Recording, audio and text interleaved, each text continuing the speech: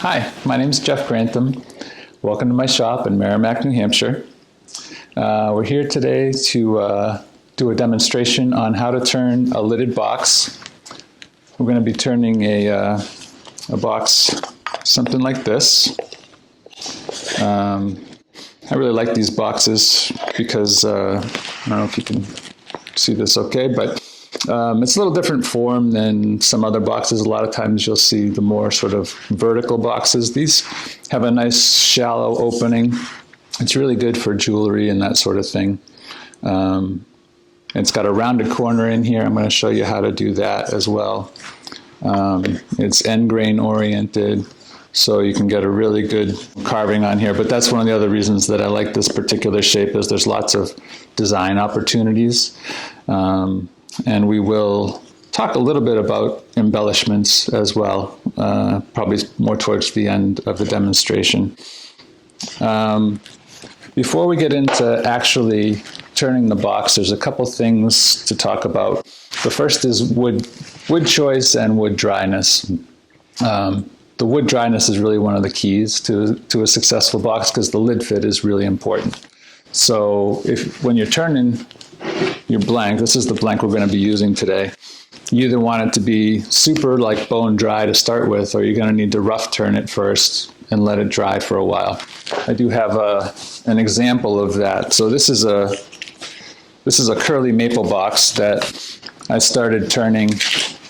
I rough turned last year, actually April of last year. And so I like to turn, the lid and the base together, and then put them with the hollow ends out, tenons touching each other, and just tape them together and date it. And then just set them aside and let them dry, or put them in your kiln if you've got a kiln to dry them with. Because the wood movement is going to give you fits when you go to fit the lid to the base. So you really want it to move as little as possible. The other aspect to that is when the wood dries, if you turn it in end grain, you're going to have more uniform warping.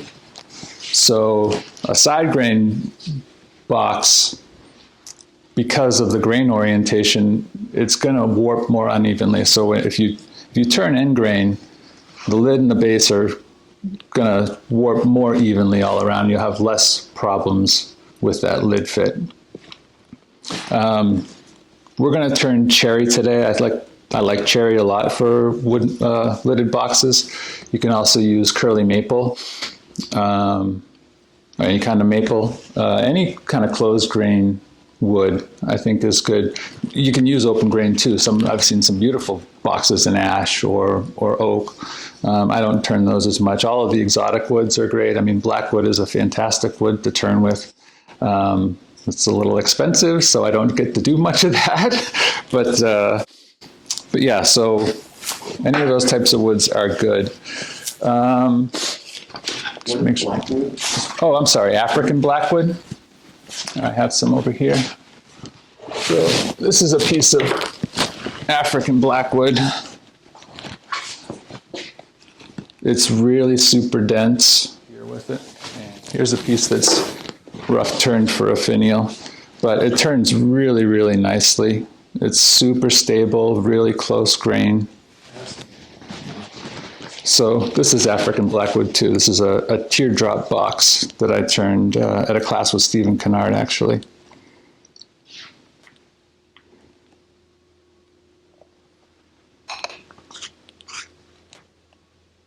It's nice to turn. It's so, it's just a joy to turn, really.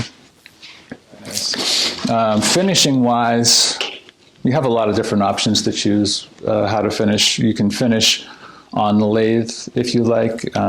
Friction polishes can work for folks.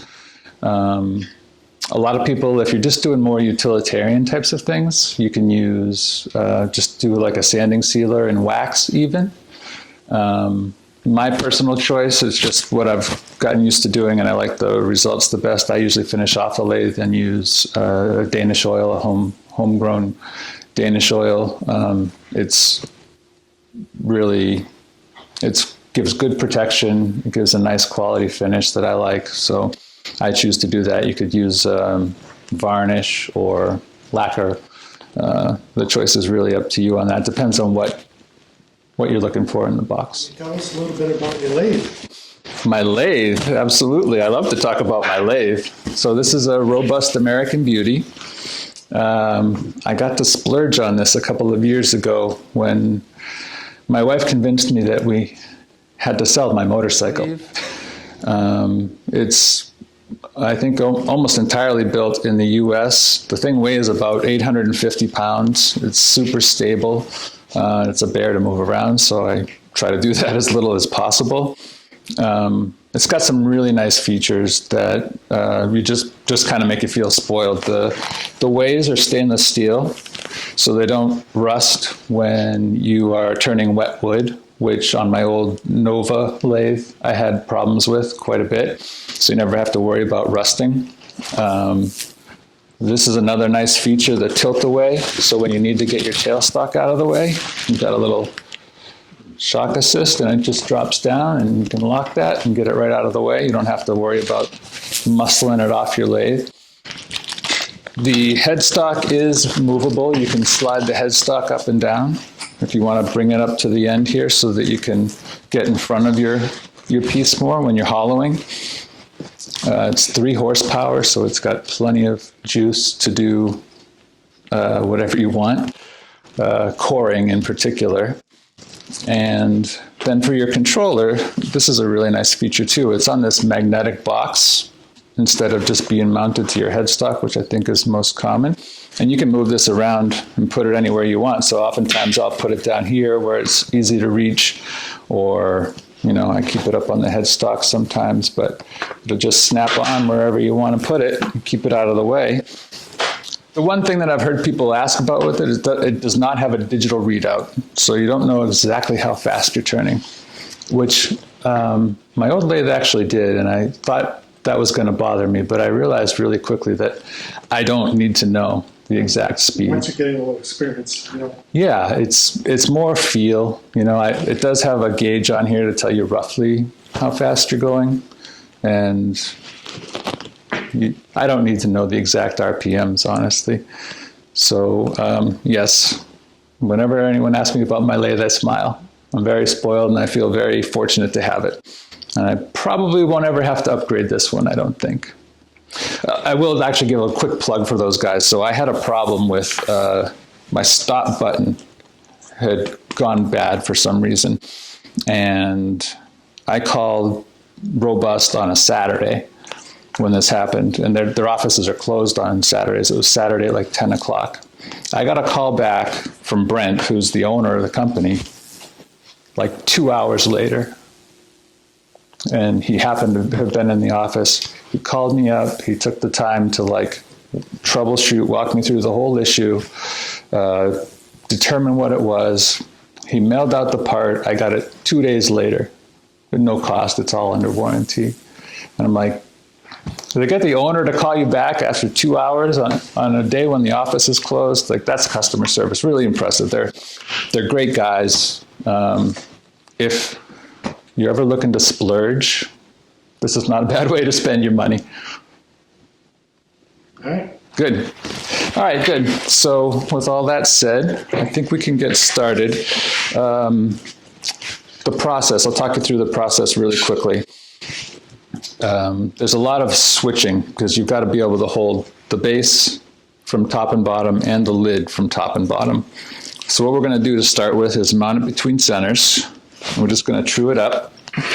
And then we're going to turn a tenon on one end so that we can get it into our 4-jaw chuck. Get this in here.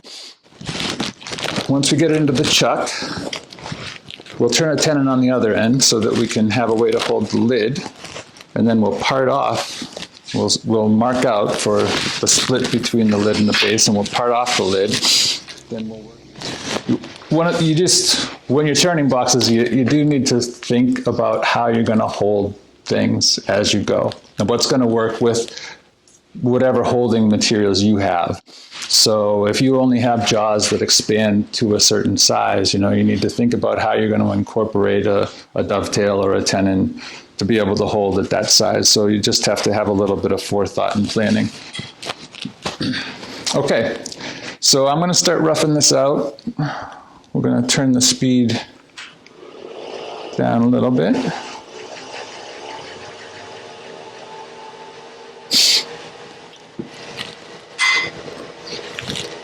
Is that right? Okay.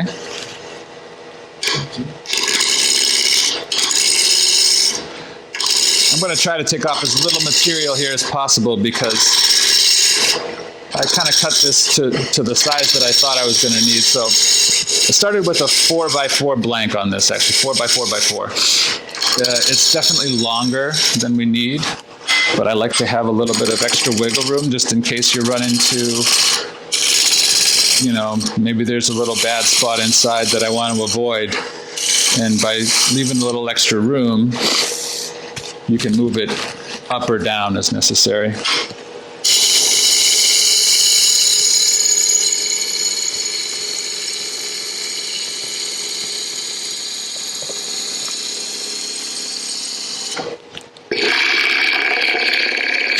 So you can hear the tapping. When it's not quite round, when it's not quite true yet, you'll hear it tapping. So that's a technique I like to use. It's easier than having to stop and start all the time. You can also hear it as you're cutting. When it becomes smooth, you won't hear that tapping on your gouge either. So that's good there. I'm just going to true up both ends.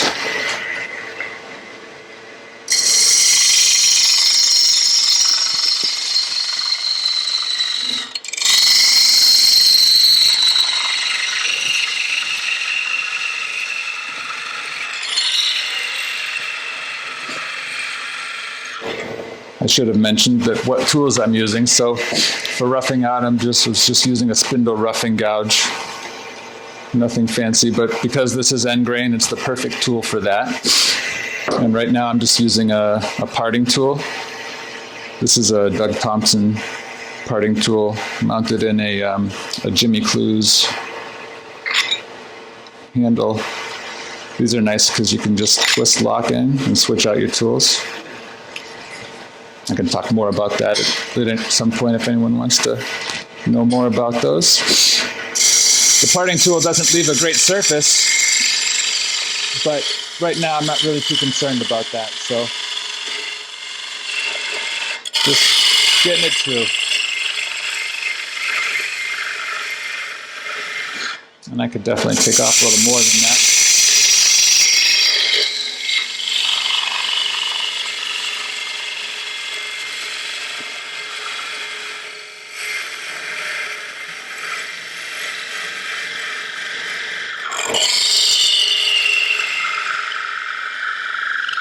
I want to have kind of a smooth surface there for this next step, which is that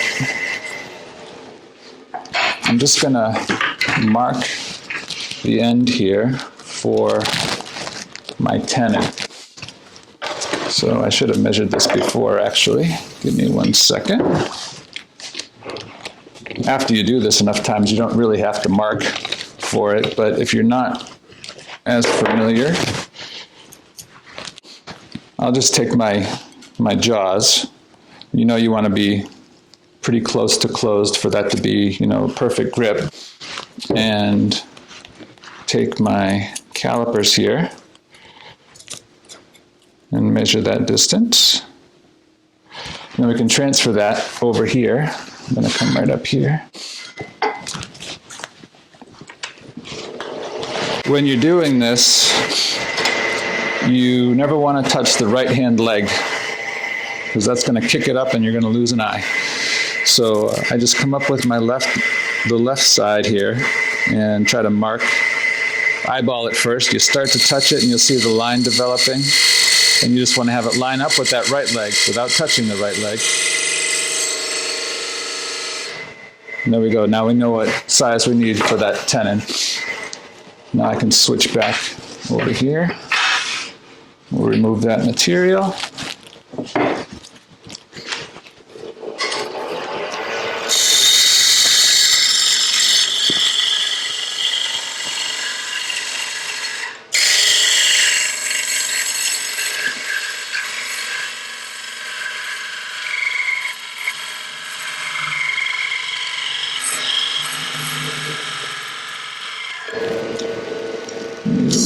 more.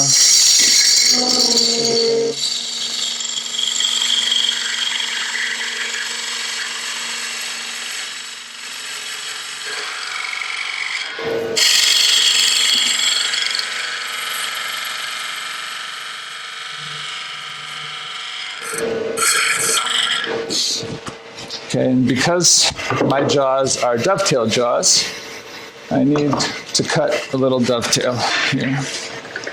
Come back in there again. Make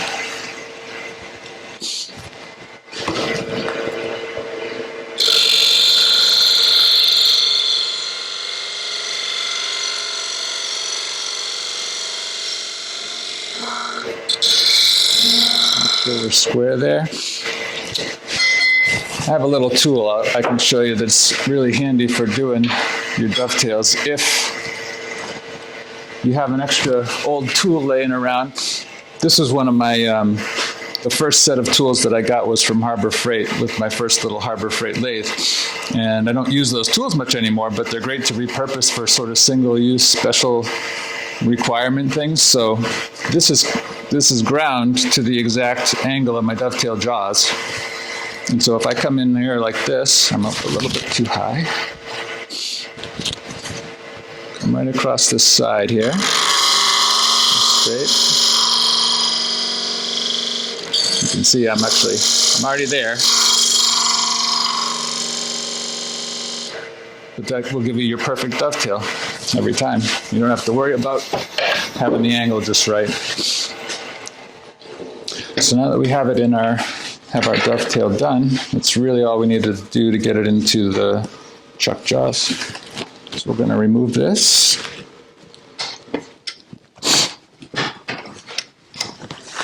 Pull this back out of the way.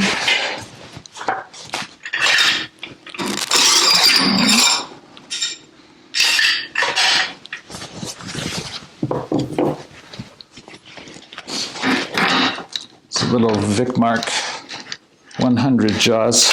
They're good size for doing this type of thing.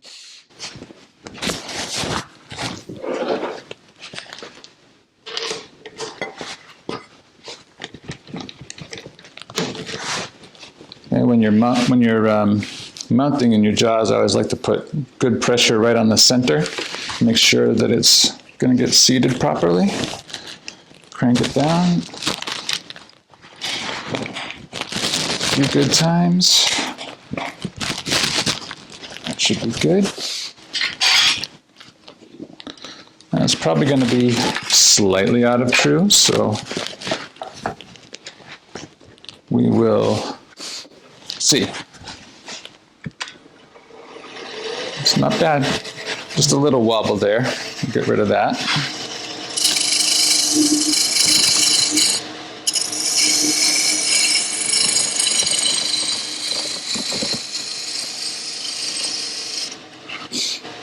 That's good.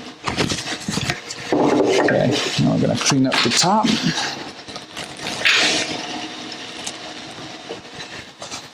So for that, I'm going to use start with my 1/2-inch gouge. This is a Glenn Lucas 1/2-inch gouge. It's a bowl gouge. I love it. I've gotten really used to using this one, and I like it a lot. There's a little vibration there because I don't have the tailstock up.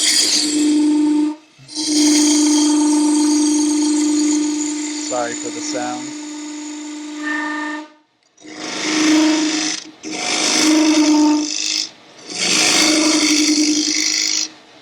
Trying to make it less unpleasant.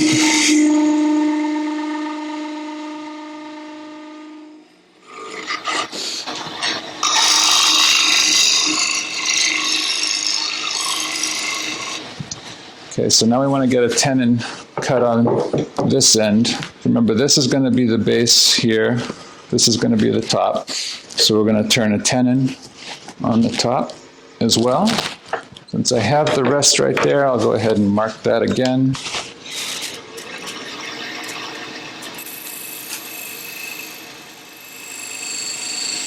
About there. And an alternative, well, we'll come back out here. We'll use the parting tool.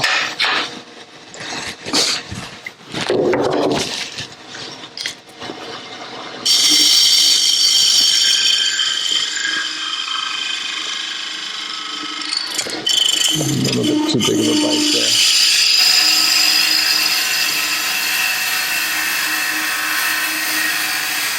Kind of a rolling motion when you use a parting tool.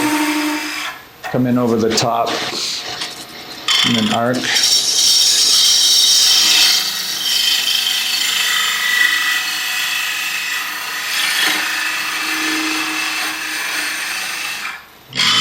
Bumpy ride there for some reason.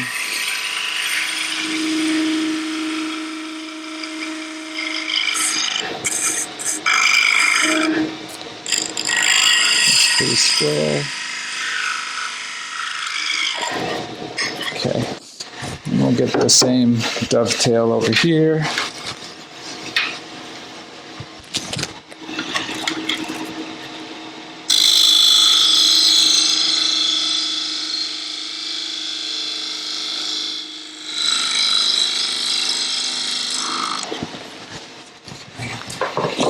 So now we got a dovetail on the lid side.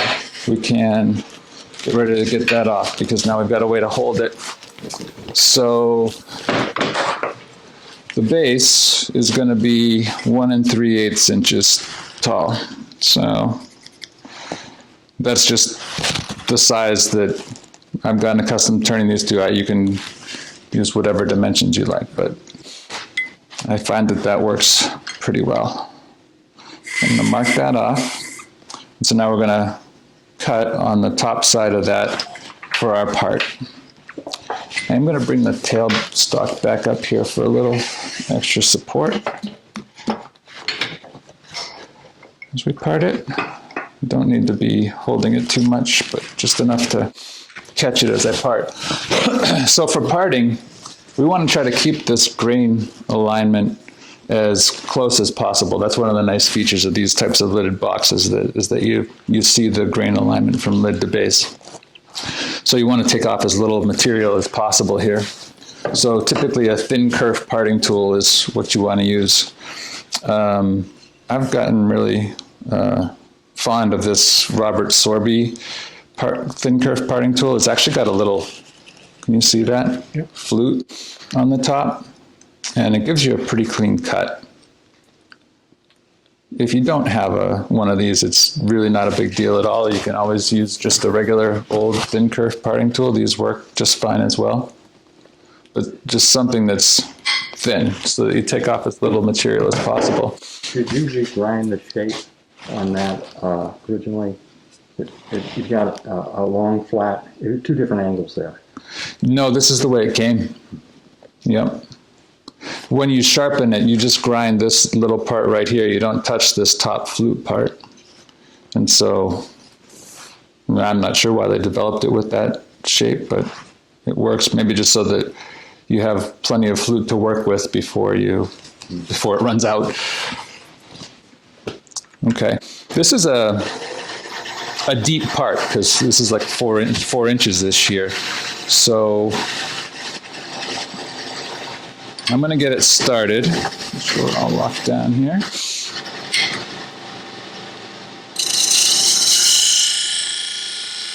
And because it's a deep part, and because I'm using a thin kerf, I can afford to take just a little extra bite right there.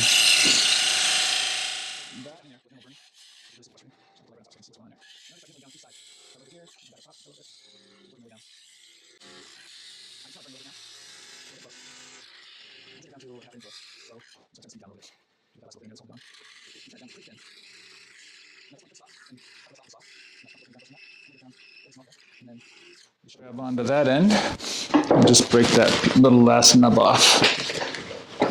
So there we go. Now we're parted. You still get some burning, but that's easy to clean up afterwards. So the lid piece can get separated out at this point. I'm just going to set that aside. I'm going to come up and clean up this little surface here. Come back to my 1/2-inch bowl gouge.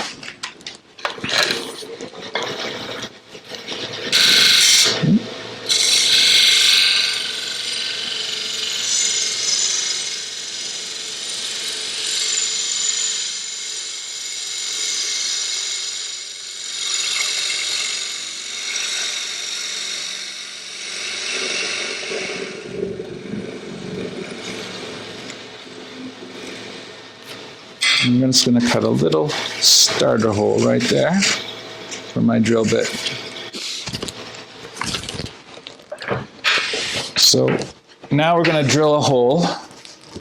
It's going to be for the wormwood screw when we turn it around. This serves two purposes. A is the wormwood screw, so we have a way to mount it when we're going in reverse. Oh, I don't know if that's a little bit of checking in there. It looks like it is. It's in the interior. Hopefully that'll turn out as we're going.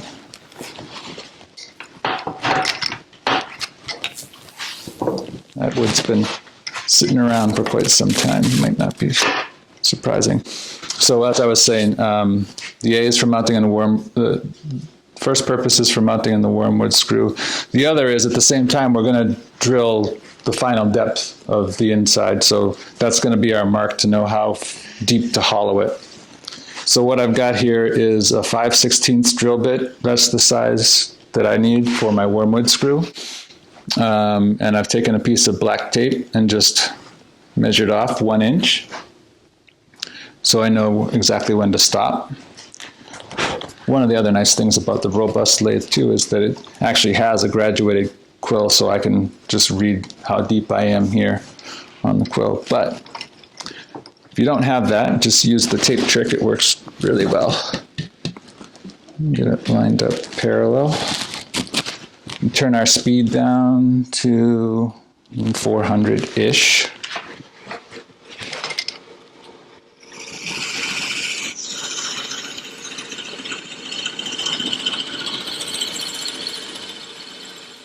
And that is 1 inch right there.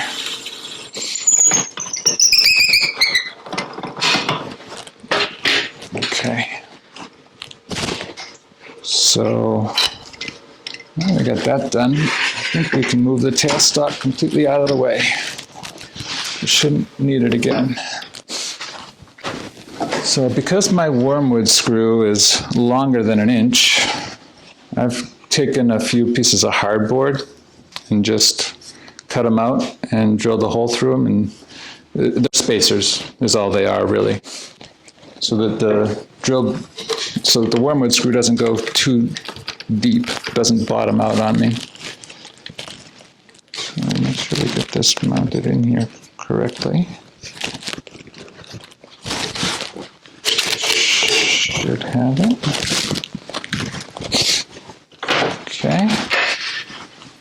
Now we're going to turn the speed down. You can screw this on by hand if you're more comfortable doing that.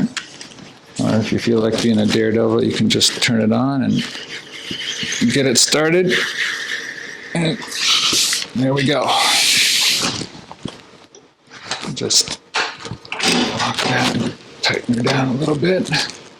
Huh. Why is that not tightening down? I've never had that happen to me before. That's really odd. Hole not deep enough, or? No, it definitely is.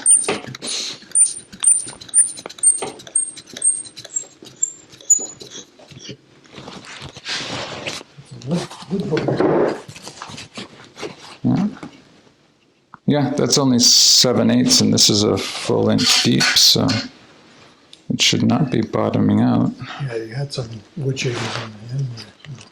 Maybe, let's see here, let me get some air. I've done this like 6 or 7 times and never had this happen to me.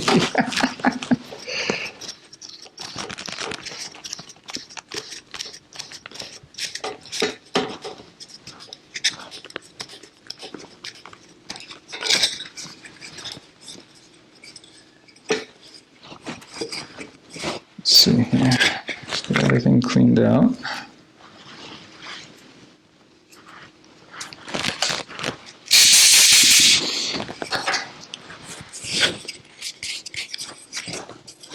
I have a one-way one drive, and it's not as long as yours. It is, it's really long. I'm not sure what they were thinking with this, but it is really long.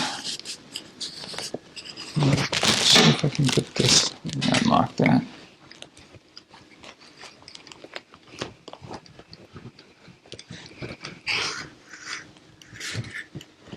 It's good and snug. Back on there.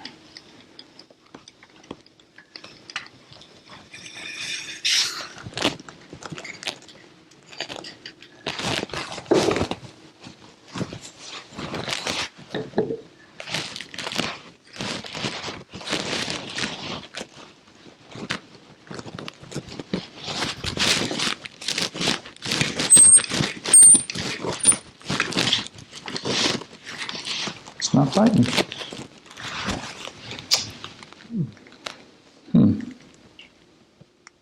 Can you turn it like that? Well, what I could do is probably mount it in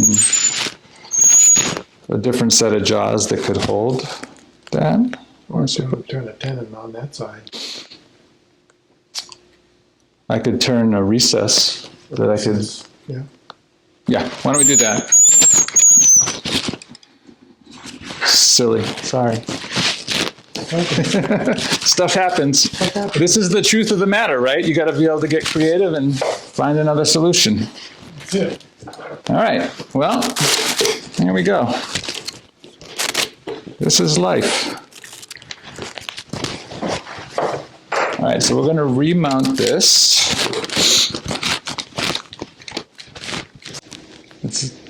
Because typically that would be the problem. If your hole's not deep enough, it bottoms out before it can lock in. But the hole is deeper than what was exposed on the warm wood, so it's a mystery. At any rate, good suggestion, Claude. What we can do is turn a recess in here, and then we can expand these jaws into that. And that'll do the same, serve the same purpose. So it's just something like this. Get the air back out of the way. Put my glasses back on. And get this started again. So I'm just going to eyeball my jaws here so I have an idea of how wide to go. Somewhere around there should be good.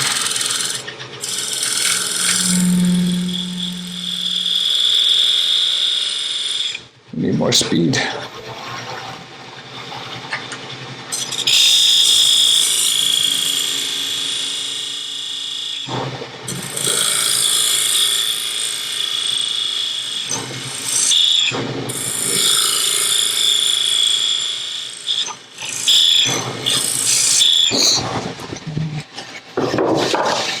Get rid of the rest of that bit of material in there.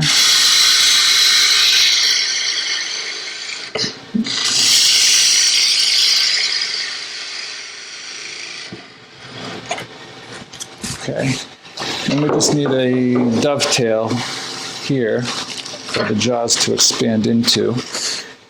I could cut that with a detail gouge, but I do have this tool that is specially made for cutting those. So again, this is a tool that's just cut to the proper angle. So this edge here rides down along the wall, and then this edge here hits the bottom, and it's going to give you the perfect shape for a dovetail. So this one is designed to sit right at center, so I need to raise my rest up a little bit. Maybe back away far enough.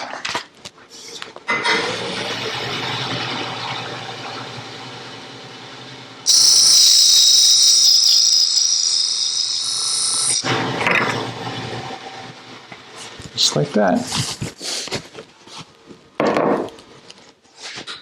That should be good. You mind if I hang that right there without being in your way? Good. Okay, let's try it again.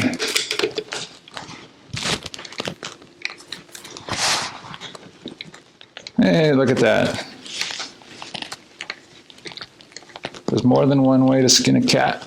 There's always more than one way to skin a cat.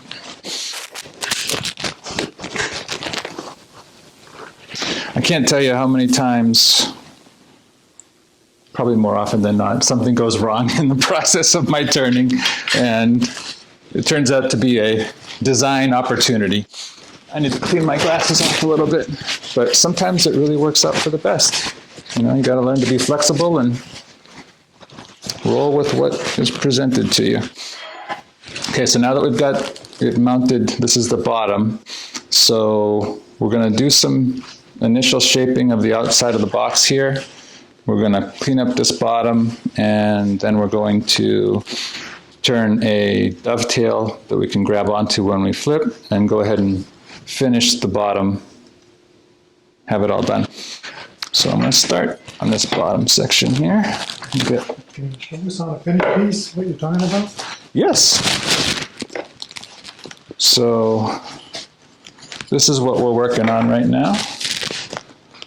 And so we want to have, this is what we're going to grab onto when we flip this piece over. That's how we'll mount it to hollow. And then you've got this nice base here that's tapered in just ever so slightly so it sits on the outside edge. And then I think it's always nice to do some sort of treatment of the bottom just so that it looks professional and finished. It also gives you a nice circle where you can put your name if you'd like to do that. So yeah, that's what we're working on.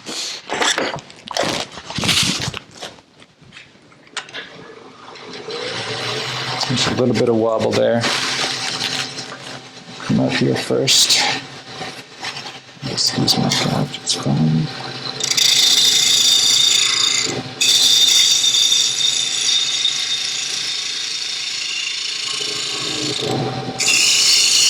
Since I'm already here, I'm just going to go ahead and do the rough shaping of the outside wall. Again, we want to have a slight taper coming up that wall. It's going to lead to a lip that the lid sits on top of. And these two beads right here are easier turned from this end. So that's what I'm trying to get some of the shaping done enough so that I can create those two beads while I have it mounted in this direction. So I'm going to switch to my smaller 3/8 gouge here. And I know I need about, just to help visualize it, space about, that's going to be for our two beads, something like that.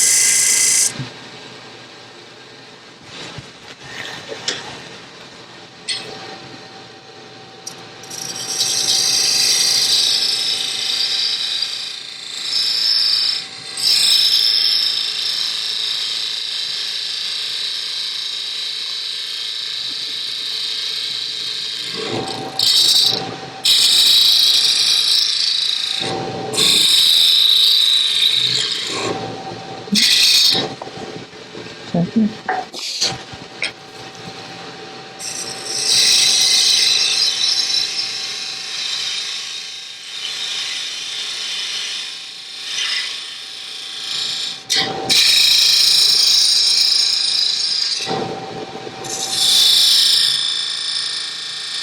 Just going to leave that clunky for the time being because we don't really need to finish that piece up yet. Okay, so now we're going to shape the beads. I'm going to take a 3/8 spindle gouge and just, you have to be at 90 degrees with these tools or else it's going to totally skate back on you. I'm just going to start the cut in one direction, reverse and do the same thing in the other direction. Give yourself a nice little V there.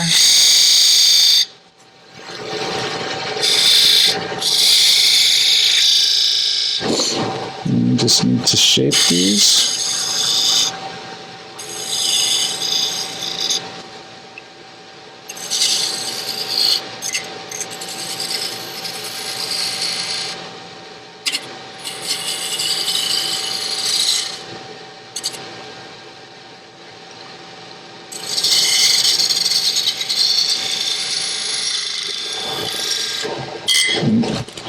Didn't want to do that. It's okay. We still have enough material to clean that up, hopefully.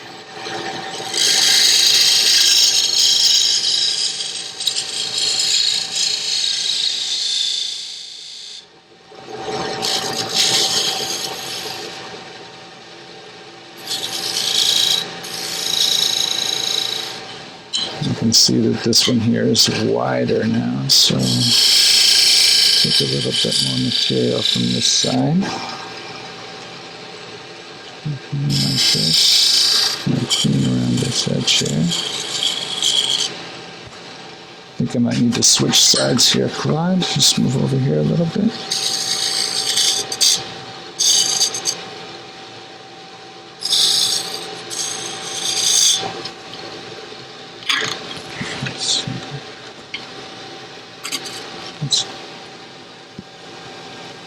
These aren't too bad. I think I got a little extra nub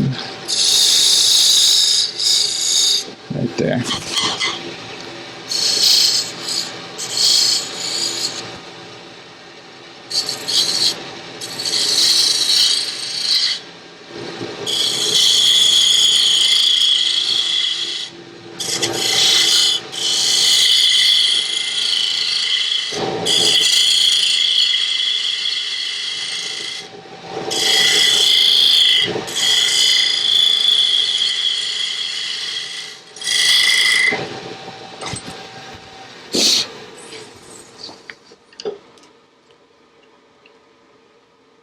Yeah, these look okay, I think. I think I want this to be a little bit deeper right here, define the top of that bead just a little bit more. So,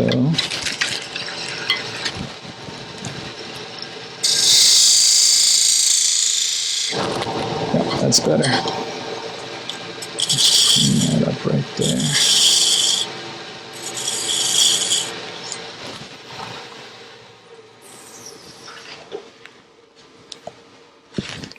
Yeah, I think that's good. Get this.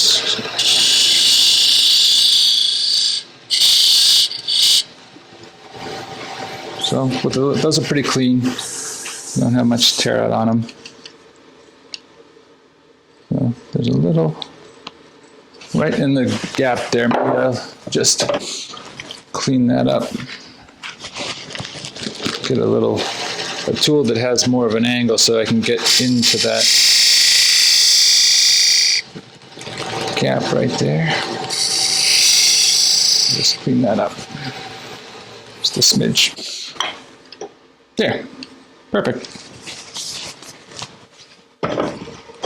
Okay, now we can turn our attention to the bottom.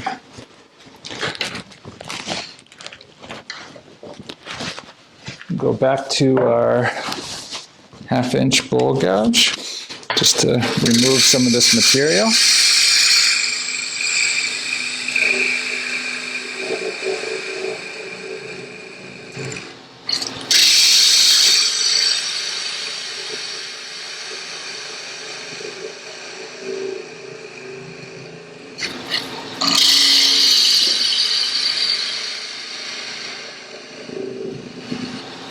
Do one little cleanup cut along here. Don't want to cut into my bead if I can avoid it.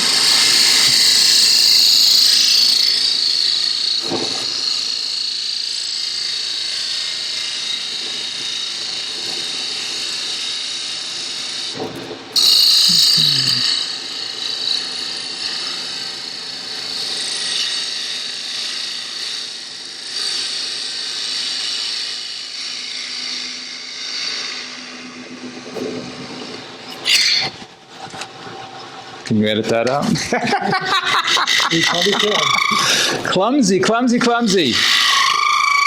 Well, maybe you can explain what happened. I wasn't paying attention and I just lifted my tool off and it was too close and it caught. I was going to pull my tool away. On an edge. I caught the edge. Yep. Not the tool edge, this corner. Yep. Caught. You saw it better than me. So I was literally getting ready to pull the tool away and I was being too lazy or something. And let's see if we can see. It looks like maybe it was right there that it caught.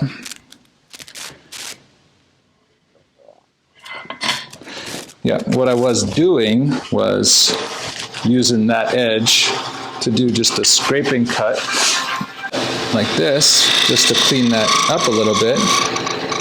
And I was stepping away, and I must have just kept it too close for too long as I was pulling it back, because if you get in this position, that's a catch for sure.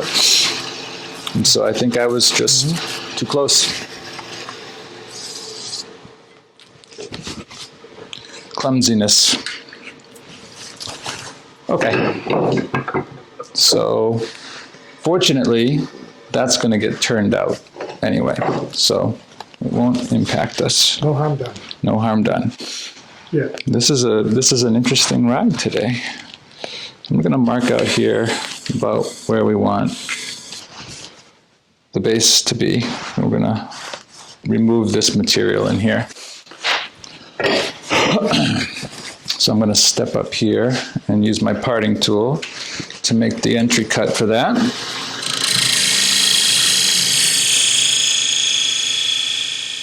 Look at those ribbons. Oh, I wish I could do that. Yeah, right.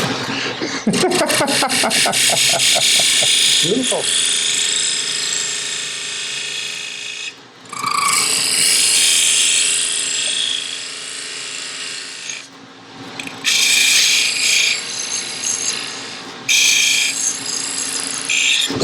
Okay, I like to go about 3 cuts wide because that gives me enough room then to get in with my bowl gouge there, a little room to work. And you also need enough room in here for your jaws to seat, because we're going to be cutting that dovetail right here, and the jaws need to be able to seat flat up against the bottom there. So we're going to go back to our dovetail tool to cut. I'm going to make that just a smidge deeper, I think, actually. It's surprising how little depth you actually need for holding. But that said, we want to make sure we've got a good grip. Since today seems to be one of those days, make sure we're as flat as possible going across there. Okay. Raise the rest up again just a little bit and back her off.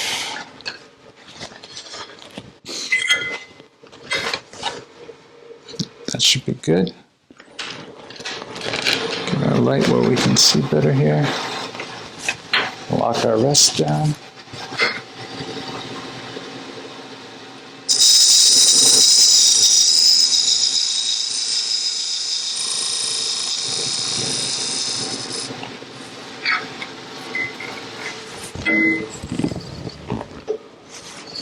That's good.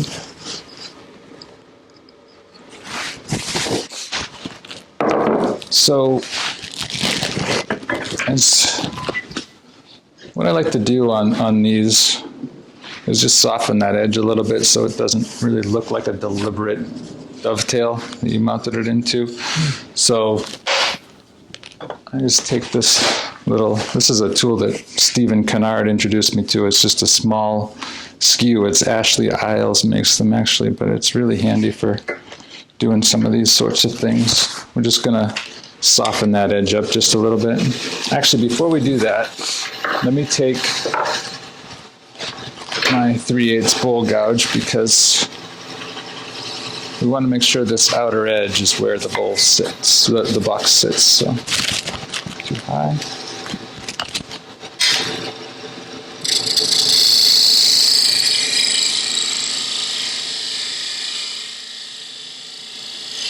It's part of the reason I wanted to go just a little bit deeper was because I knew I was going to be making that cut right there.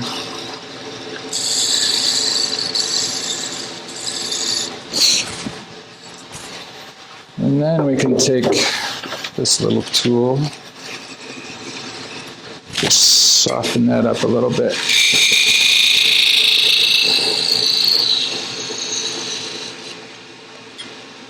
You don't want to interfere with the dovetail too much, just a little bit.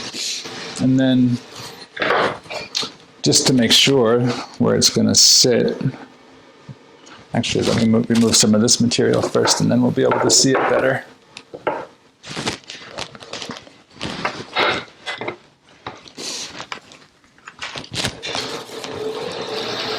So to leave that little ring, like I showed you on my other box, I'm going to remove about half of this material.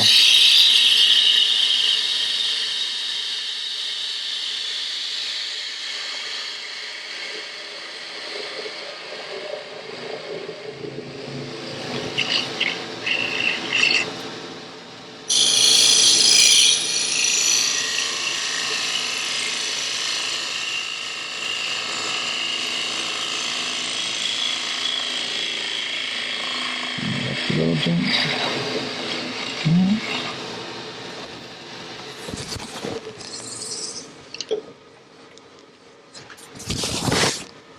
Probably use just a little bit more cleaning up. But what I was going to say was, now that that's out of the way, you can always hold a straight edge up here so that you can see, make sure it's just the outer edges that are touching, which is the case now. That's perfect.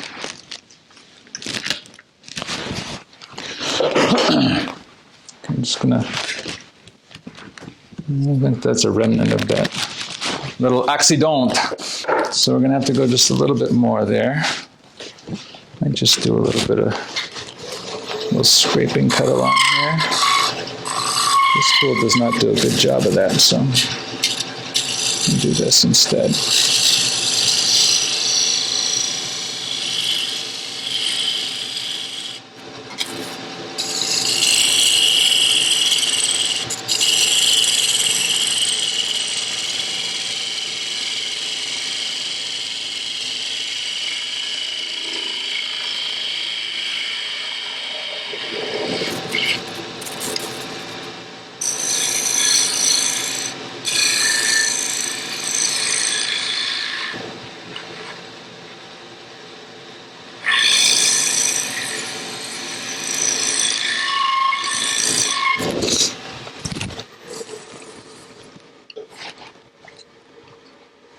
I think most of that would probably sand out okay.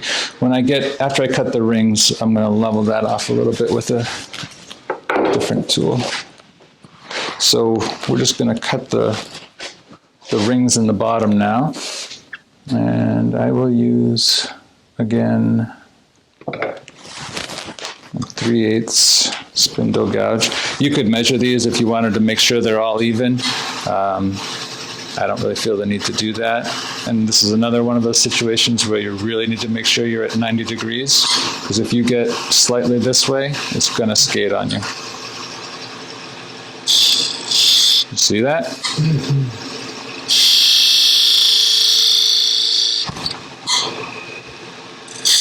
Jesus.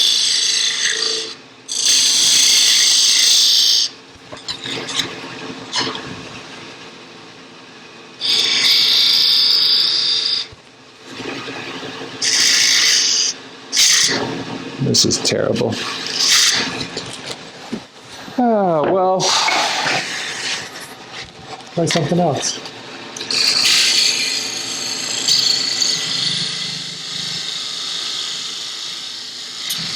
we're going to go with a flat bottom on this one. Unfortunately, I can't get rid of all of those rings, so we're going to have to do a little something with that. But there is another tool that works really well for that I can use. Let me scooch over here for 1 second.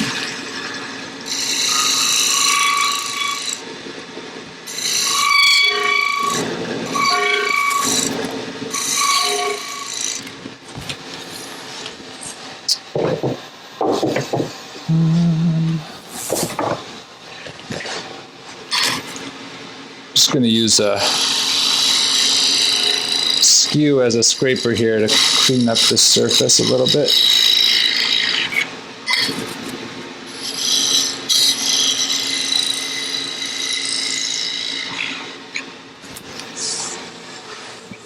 We still got a little bit of a line left there. I don't want to go much deeper than what I am here, because then it'll affect how deep you can go on the inside. Okay, so we've removed that little bulk of material. I think in retrospect, what I was using was my regular 3/8 spindle gouge. It doesn't have a very steep angle here. I probably could have gone in with something like my detail gouge instead, or switch to a tool that's more designed for it, which this one is. So this is made by D-Way Tools. It's called a teardrop tool. It's actually sold as part of the beading tools that he sells as well, and this can be used to clean up in between beads. You can put this in here to do what I did with a gouge earlier. You could use to clean up right in that gap of a bead, like that. Yeah. But it also works really good when you're cutting in straight into end grain to just... So we're going to use this teardrop tool instead. And we're just going to make a couple of lines in here with this, mostly because, well, we still want to decorate it some. And we also want to not leave this little line that was left before. So you can just kind of wiggle this back and forth, and it'll cut straight in for you. Go like that.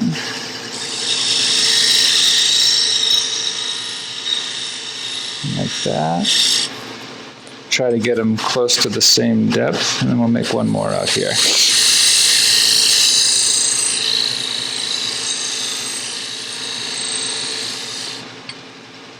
Just soften those up just a little bit.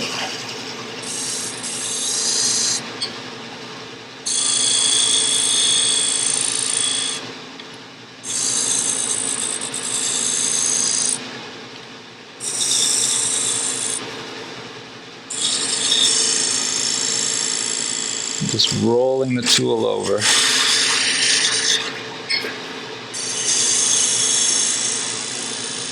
And keeping that point from digging into the opposite groove.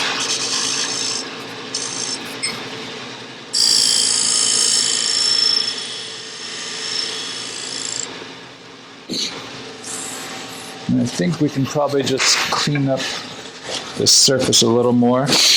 You can use a scraper. I find that oftentimes a skew works fantastically as a scraper.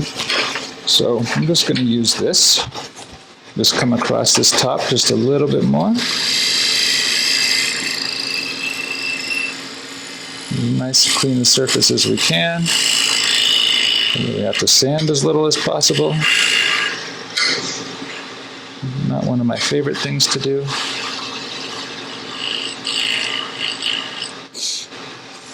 It feels like a good surface. And that looks like a pretty good surface, I'd say. Get rid of the dust there. I think you could probably start sanding that at 180. Be all right. In the interest of time, I wasn't planning on sanding and finishing stuff today, so I can show you really quick, like how I sand for small stuff like this, where you can't really use a tool. I have these strips of sandpaper that I think I get them from Klingspor. They're cloth backed, so they're really flexible. And I just like to have a strip about 5 or 6 inches long, and you can fold it in 3 and turn down the speed. It allows you to get good grip. It doesn't slip out of your fingers very well. And then just like this. The drawback to doing this, of course, is that it is going to create some small sanding rings that you will have to turn off the lathe and hand sand them out, most likely. But you also don't want to sand too much in the dovetail area, so it keeps as true as possible. But I would do that and work my way up through the grids up to at least 400. And then if you're going to apply finish, now's the time to do that. So you could finish the bottom, sand and finish the beads and the bottom before you take it out. So Now we're ready to flip it over. We're going to mount this in reverse. Expand it into there.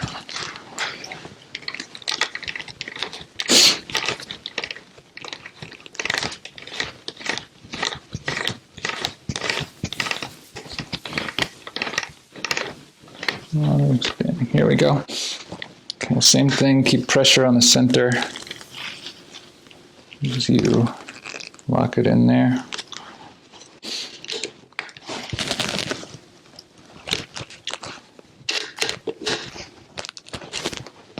That shouldn't go anywhere.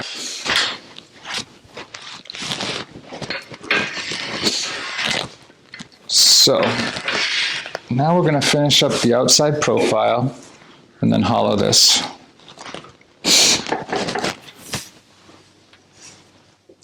Go back to my 3/8 bowl gouge here. See how true we are. Not too bad.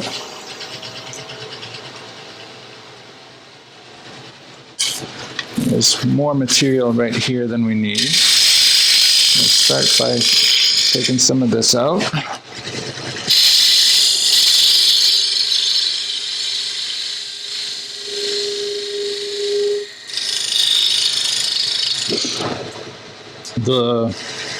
This ring right here needs to be slightly smaller than this outer edge because the lid's going to overlap that ring and you don't want it sticking out too far. So we want to take off a little bit of this material, just get down so that we can get a nice matching overhanging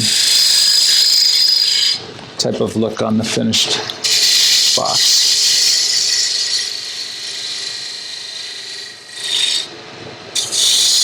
And I just kind of round these over with a quarter bead type of thing. I think that looks pretty good. We're going to do another pass down the wall. See if we can get that.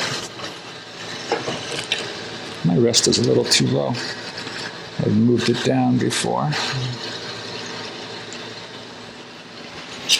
think that's better, hopefully.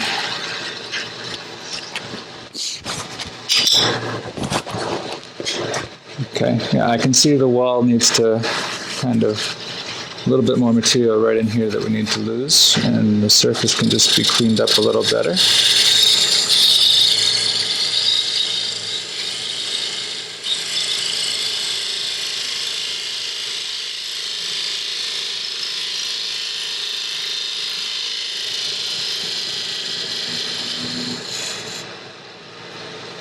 That's pretty good.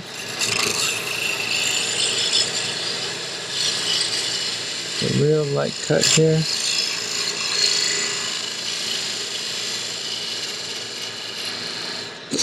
Now this is just a little bit too wide again.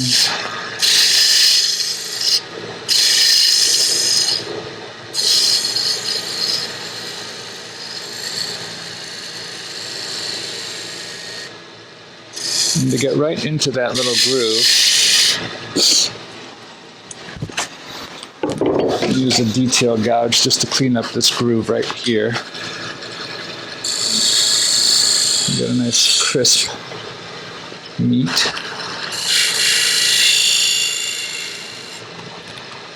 Like that. Round this just a little bit more. That's going to be pretty good.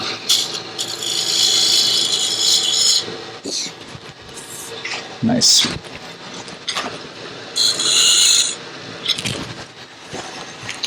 Okay, so that's probably a finished surface right there for us, just to sand. And now we can turn our attention to hollowing. So for hollowing, sorry, I brushed that right at you. Draw another line here. We're going to come down somewhere around there. The wall at the very top, right below this lip, is going to be pretty thin. But as it goes down, I'm going to go straight down the wall, so the wall will get thicker as you go down. The key things here are to make sure that these are parallel when you cut them, and we'll use calipers to measure that. But first off, we just need to get rid of a bunch of material. So I'm going to switch back to my... You lost me a little bit on the parallel. Oh, yeah, so I'll show you an example. You want these walls to be straight, because when you've got your tenon to go in, if they're not straight, it might be too snug or too loose in part of the fit. So you're just looking to have this be completely perpendicular to the bottom. We'll use the calipers to check that as we go. But for starters, we just need to get material out. I'm going to come right over in here. And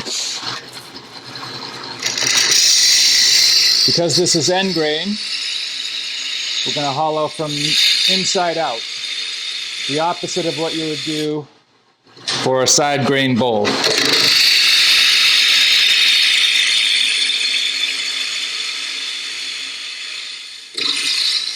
I'm going to leave some of this material here to cut with a scraper.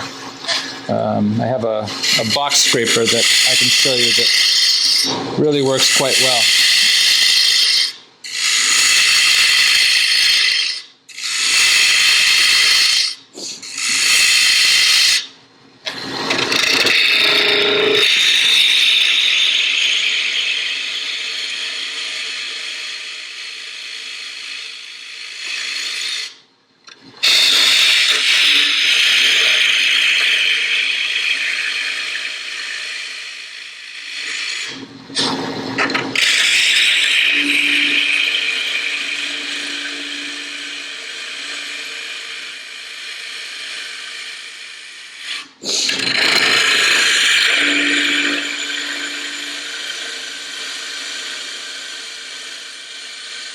You can actually get a bevel ribbon cut across the bottom with this gouge, which is nice.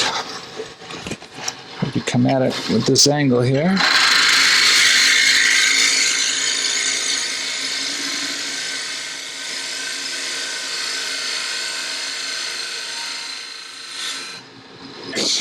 Almost there.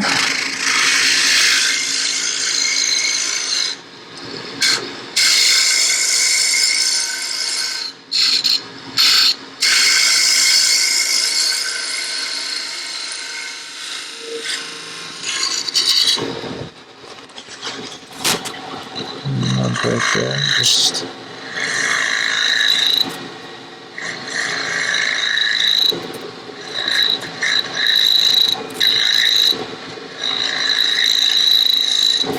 those little nubs in the bottom can be real aggravating sometimes, but it's nothing a scraper can't take care of. Let's just take a look at that surface.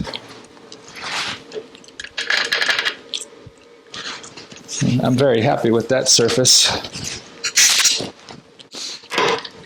except for right in here. Obviously, we got to clean that little bit up, but that's feels pretty flat and no tear out. So now we're going to clean up this wall here. For that, we're going to switch to yet another tool. Now, not all these tools are required. You can do this with a gouge just as easily. You could come down along this wall, scrape back, or you could use, any regular type of scraper that you have. But since for all the tool junkies out there like me, figured I'd at least show this. So this is a Jimmy Clue's box scraper, and it's nice. So this edge here can cut straight down the side wall, and then the top about 1/8 is perpendicular to it, so you can get a square corner. No, we're not going for a square corner today. We're going to do a rounded corner. But when you're cutting a square corner, this will give you a really nice clean corner, which is sometimes hard to get otherwise. And then as you hit the bottom, you can roll onto this area to drag across that bottom surface. It's a really handy tool. But I like it even just for this because it's going to give me a nice clean surface down that sidewall.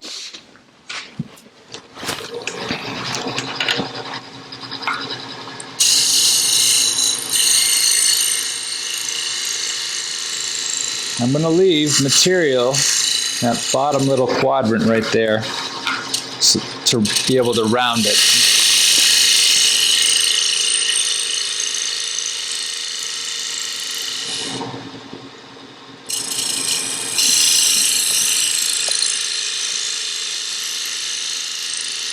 As I get closer to my final width, I'm going to take smaller cuts and work our way towards more of a finished cut.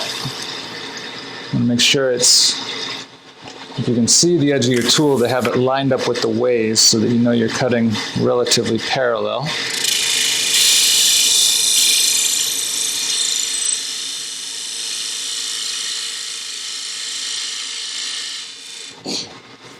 So while we've got that extra material there, now's a good time to check what I was talking about to see how we are. Okay, it's thicker as we get down towards the bottom, so we need to remove a little more material down lower. So what I'll try to do is get that squared away first and then make a finish cut all the way down the edge.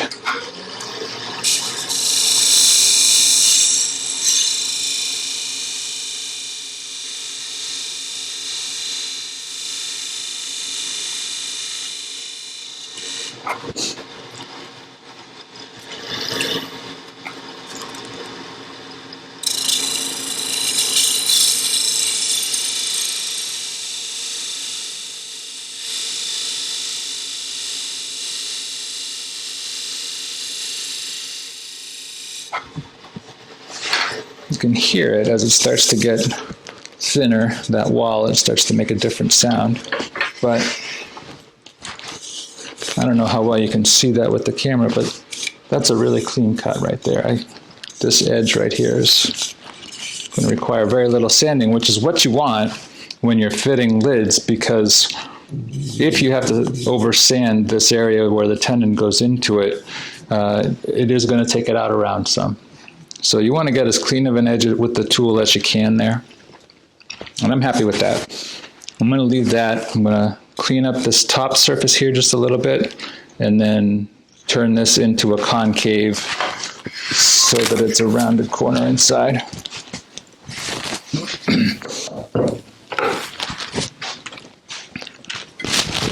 Just take a look closer here.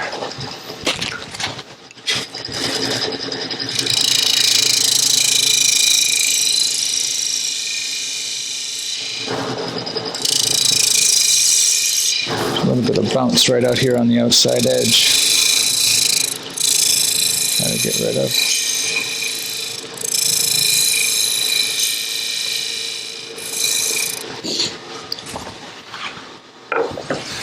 Okay, and we're going to make a little chamfer right here so that as you're setting the lid into the base, kind of eases it in. And take this Ashley Isles tool again. Just a very delicate chamfer. It doesn't have to be very much, but it just helps that lid to seat itself as you're coming in. For the corner, I'm going to use a little carbide. This is an easy wood tool. I don't use the carbide tools too often, but for this particular purpose, it works really well. It's about the shape of the arc that I want down there. And because it's end grain, it cuts it pretty smoothly. This tool works right on center, so we're just going to start digging in here. I'm going to get a little closer. It does not like to reach over the rest very far.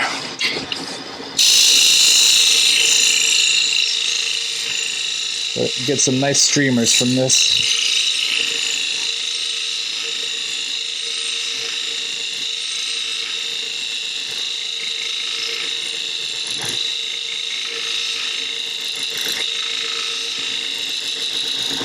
And really, now all you're looking for is to just blend this corner into the two surfaces you've already completed. So it's good there, I think. Blow that out. A little more material out from this side here.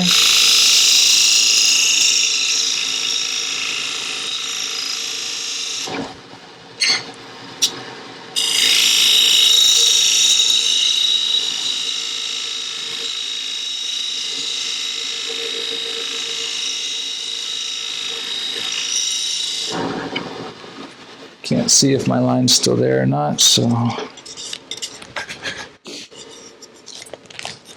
Now if I just tip this on edge a little bit, I can do more of like a shear scrape and just blend that in.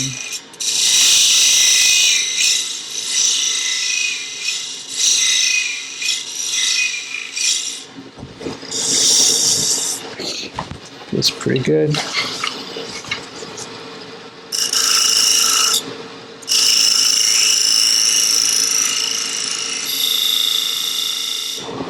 I'm rubbing against this sidewall. That's what that sound was with the tool handle.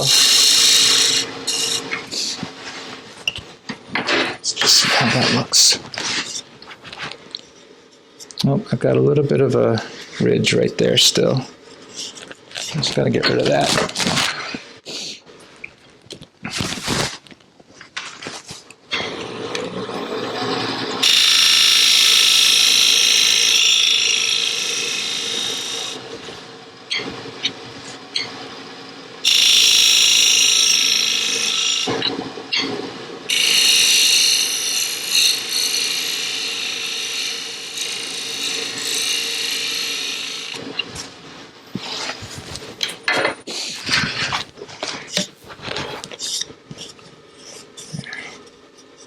That's good. And then it's just a little bit of a bump right there. I just want to blend in, so it's a shame to use a scraper on this because it's actually such a clean surface.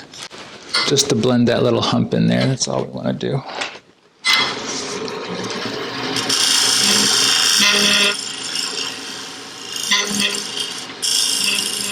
Avoid poking a hole in anywhere.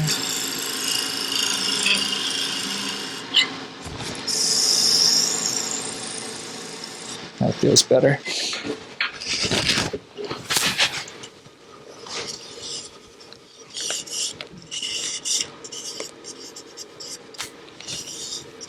That little spot right there is just going to get one more slight cleanup.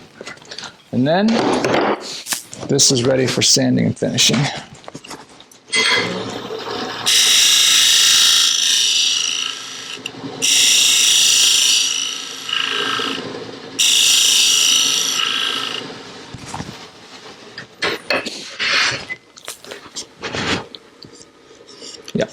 I think that's, oh, I forgot about the middle spot. I'm gonna get that too.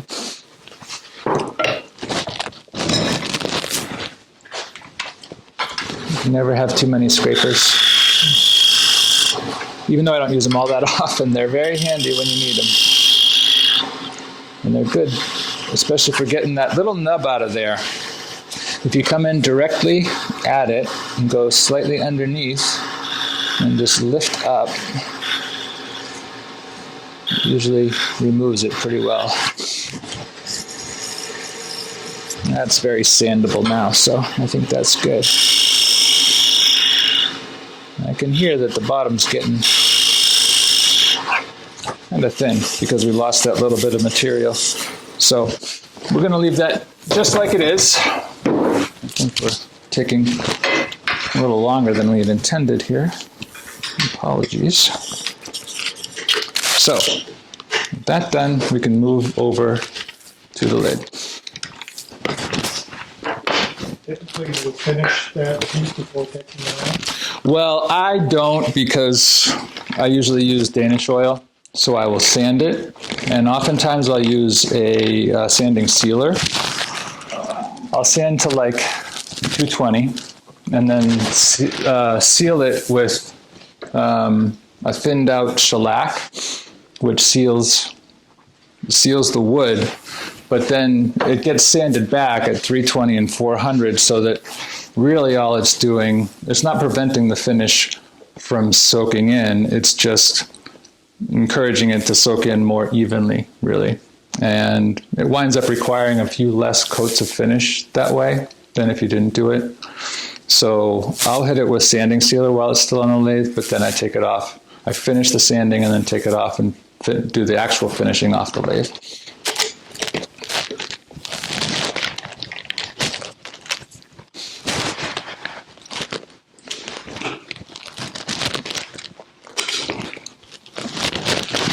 Okay. Get this cleaned up really quick.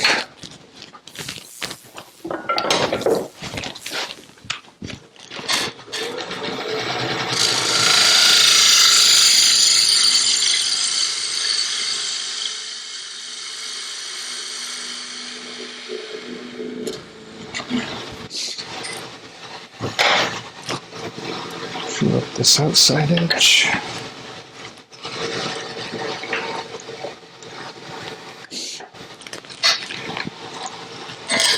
I'm just getting it true right now.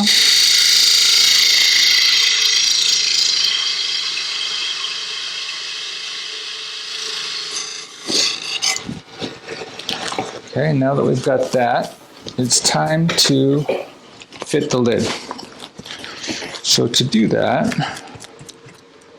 what I do is take my calipers and get a measurement that's ever so slightly wider than the opening.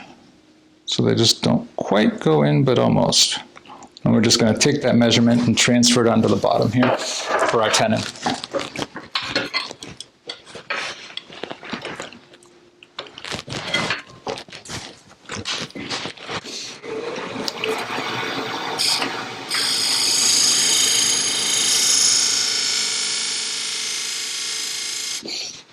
Okay,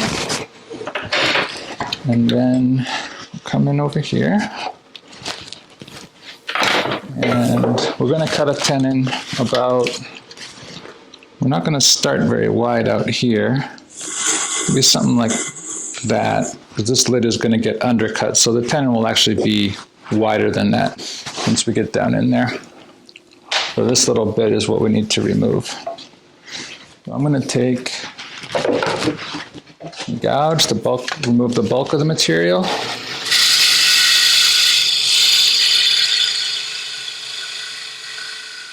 Just want to not get past that line. It's a very fine line.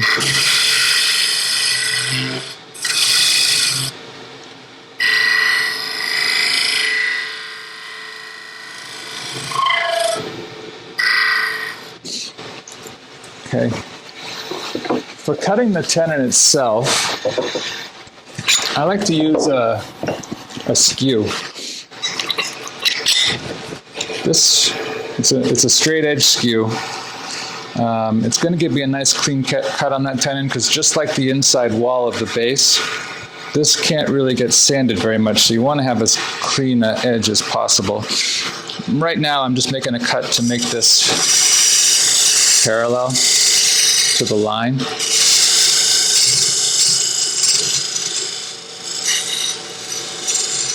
And then before I go any further, get a little bit more material out there.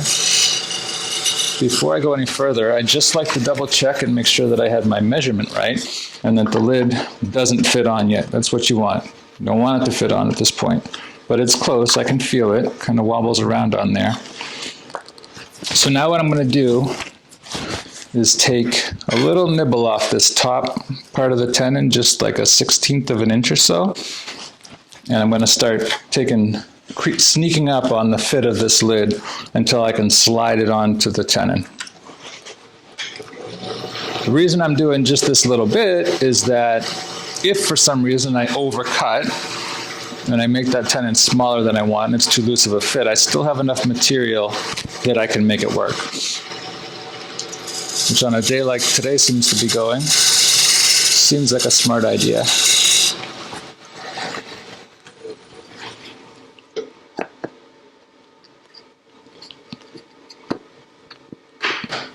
Okay. It is fitting on there now. So now we can take the rest of this material and level it into the fit area, if that makes sense. Better to show than to tell.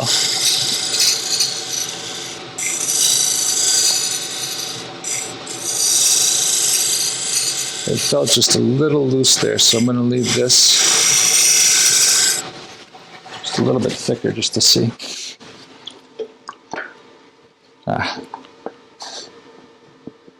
I can feel just a slight bit of suction there, but there's no wiggle at all. So that's perfect. That's exactly what I look for in a fit. I got lucky on that one. A lot of people like, woodturners in particular seem to like that tight suction fit. And in certain applications, they're great. You know, it depends on, if you're making an acorn box, I think those are really cool to have for something like that. But for a box like this, that's probably going to be like a jewelry or trinket box, and it's going to sit on a table somewhere, you want to be able to lift the lid off with one hand. You don't want to have to pick it up and pop it apart. It's most likely going to be a woman, and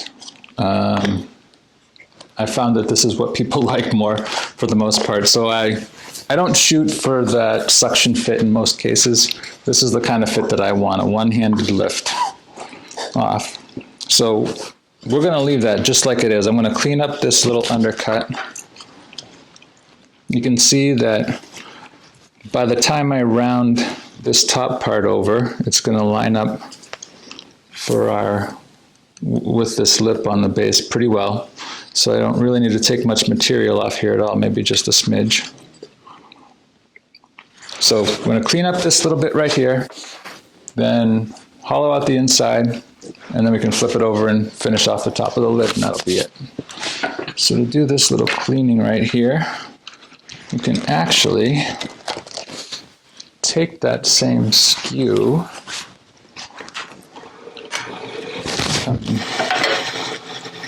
so it's just a little low, right down along here.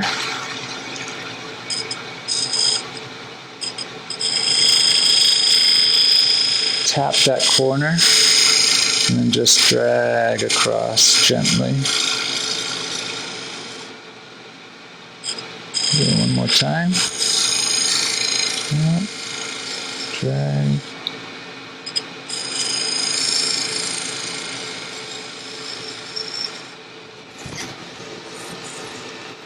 I think that's probably going to be a pretty good surface. Looks like I could use just one more pass on that outer edge. It's a little bit of an arc, and so a straight edge skew is not quite ideal, but I think we can get it here. Just like that.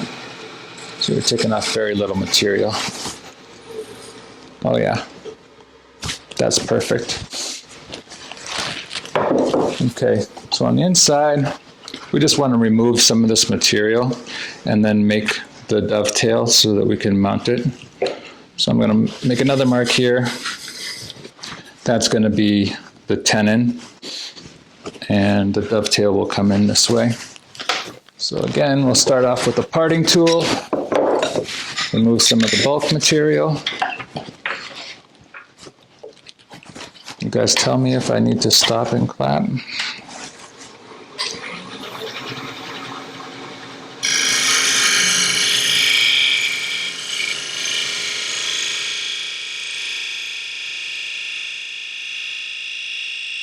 So something that you need to be conscious of when you're doing this part is that this little piece of material right here is not very wide. And once I do a dovetail, it's going to be even less wide. So you run the risk of breaking it when you put an expanding chuck in there. So what I do to avoid that issue is I make sure that I'm slightly deeper on the inside than on the outside. And that way the tip of the jaws is going to be expanding into the section where you have all this extra material out here. Hopefully that makes sense. So I'm going to take the depth measurement on the inside, compare it to the outside. And I can see I have about a 1/16 deeper on the inside. I'm going to go just a little bit more to be on the safe side. but it's already slightly deeper in there than it is on the rim. We'll just go just a little bit more. That should be good right about there.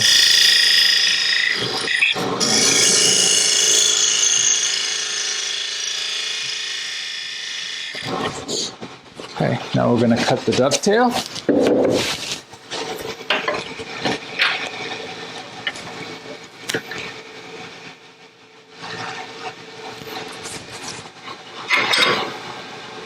It's on center.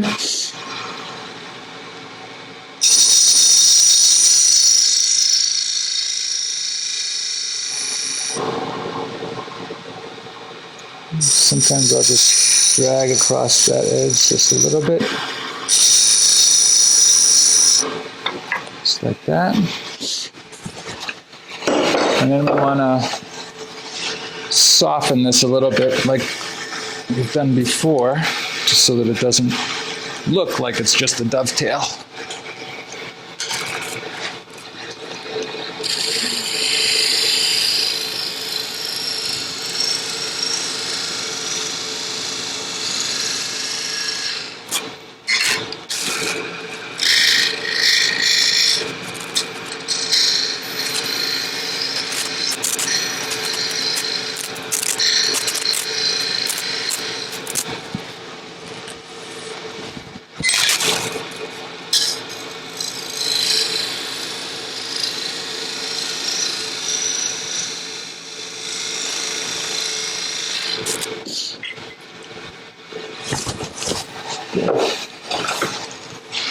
This tenon is going to get a chamfer, just like we did for the opening of the base. I find that, for me at least, I'm going to clean up that little edge right there. I can see there's some fuzzies there.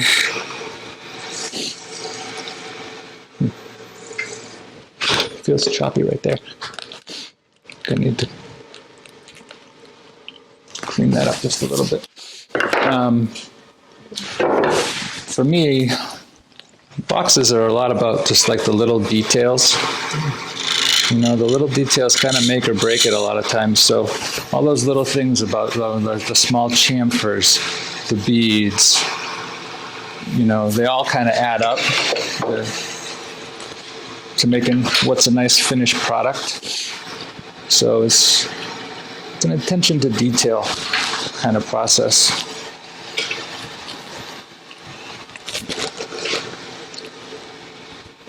So now we're going to start taking material out of here. I know that the lid is going to be about 3/4 or a little bit more inch tall.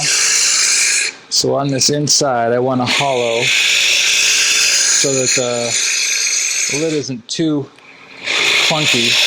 I think about 5/8 of an inch is going to be about the right depth. So we're going to get some of this out of here, and we'll check a measurement and see. Again, I'm doing this from inside out on ending.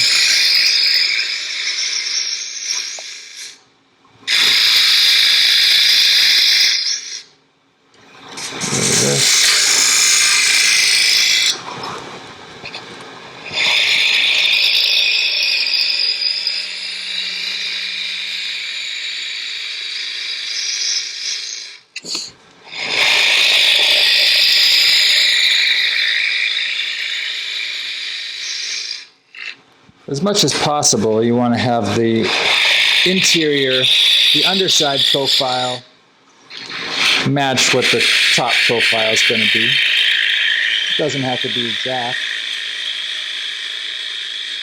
but a kind of consistent thickness is a good thing. I think I want to stop right there and just check to see how deep we are. I'm looking for 5/8. Which is right there. Oh, that's almost 5/8. I think a little scraping in there is probably gonna even it out and be what I want. I'm gonna make another pass or two down here and then just clean it up a little with the scraper, and that'll be good. can't get that little nub there. Right over here.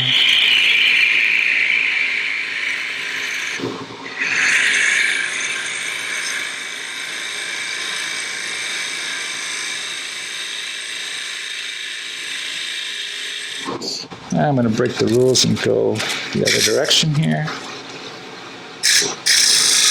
That's the skating that I seem to have so much trouble with today.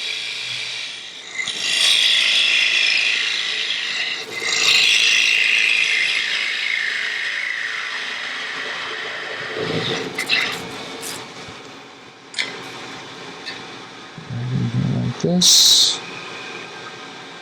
And point the flute in the direction that you want to make the cut.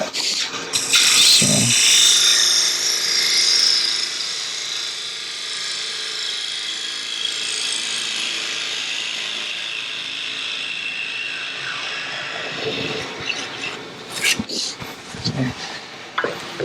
And take that round nose scraper. That'll make a nice little arc here for us.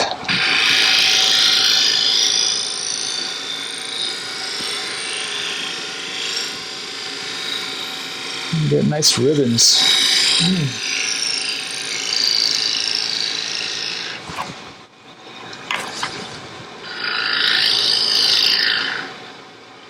It's a negative rake scraper? Yes, it is a negative rake scraper. I got this one from Doug Thompson Tools. You can see it's got a very small negative rake. He ground this for me, and I've just kept the profile. It's great for this kind of interior dome type of surface. Works really well.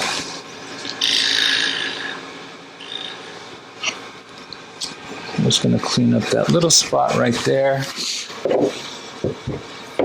And actually do it with my skewer. It's a little unconventional, but it works. Use that as a scraper again. Just blend it in there.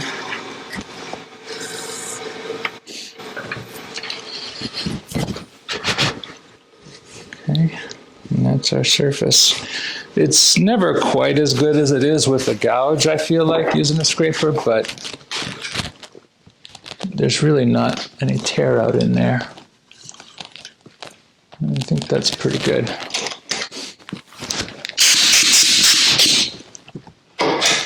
So this is ready to be sanded. I'm just going to take and remove a little bit of the material here and start to shape that rim, and then I'll flip it over.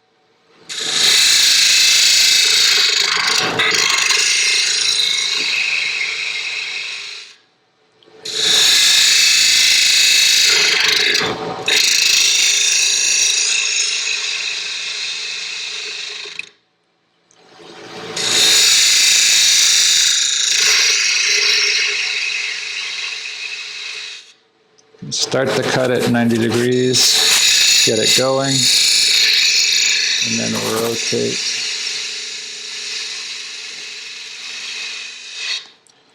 That's about as thin as I'm probably going to want. The only reason I want to do this right now, I just lost my microphone. If I can fix that. It's so that while I have it in this direction, I can put the lid on it and make sure that the rim looks right before I flip it over, because then it's harder to do. So I'm just gonna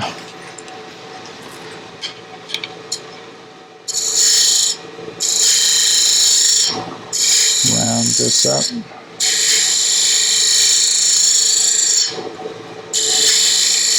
Yeah, I don't remember you sizing the outside of the box.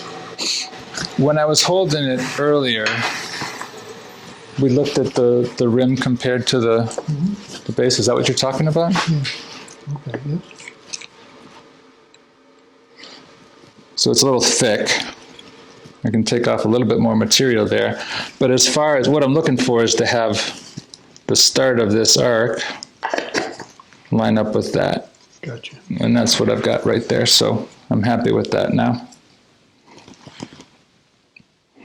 When we flip it over, we'll fine tune this thickness on the rim. So let's go ahead and do that. We're almost there now. Almost there. The longest demo in the history of demos. I swear it's taken me an hour and 20 minutes before.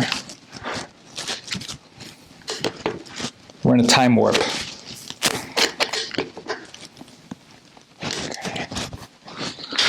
Okay. That's good. Okay. Okay, so now we've got the lid flipped over. The underside is done. We're going to shape the top and the knob. To begin with, we've got a lot of extra material here. Like I said at the beginning, this is more material than you need. You could probably start with a slightly smaller blank. I just like to have a little bit of extra material to play with in case I need it.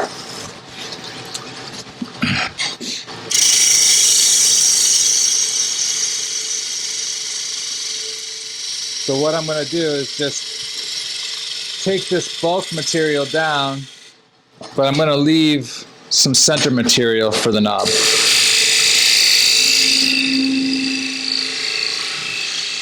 Start with it around there.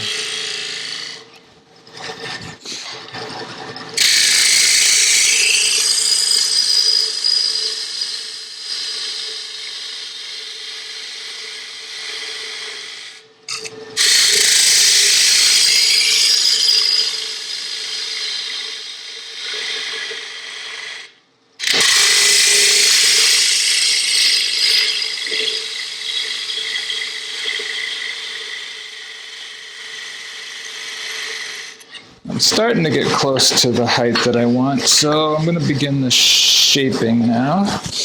Just the rough shaping.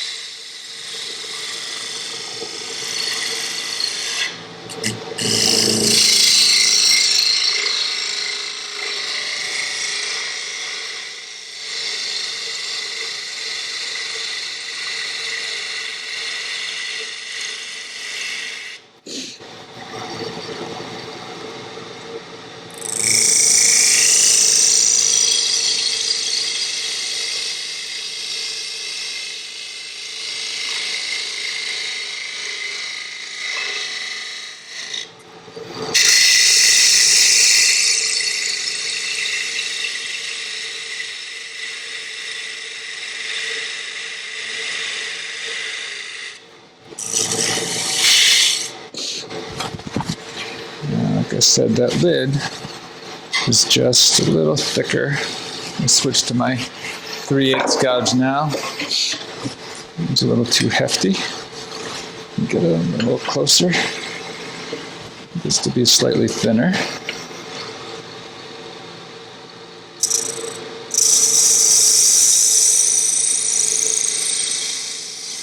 Get a better cut with the 3/8 than you do with the 1/2 inch.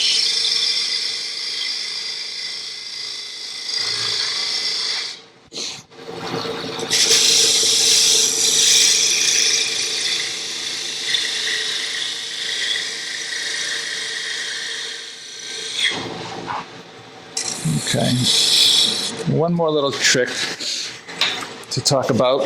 So when you want to check how the lid looks on the top, if you're like me and sometimes you have sort of a challenge visualizing how it's going to look, if it's going to be the right shape, before you take it off, I just put a mark on either side of the number 1 jaw. That way I remember which jaw. I just mark there and there line it up exactly with those jaws, that line of the jaw. That way, when I want to put it back on, I can ensure it's in the exact same orientation, and you're less apt to have wobble. It doesn't prevent it 100%, but so that's actually a pretty good profile, I feel like. Now this knob obviously still has to get done, but I'm pretty happy with that. The thickness here is pretty good. So I think that's probably ready for finish cuts and turning the knob. But here, now you can see the grain orientation, getting that nice line up from lid to base. See how nice that lines up?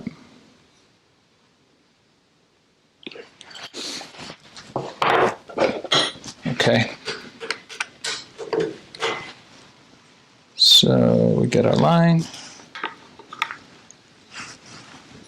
Expand back in here again. Hopefully we won't have much wobble.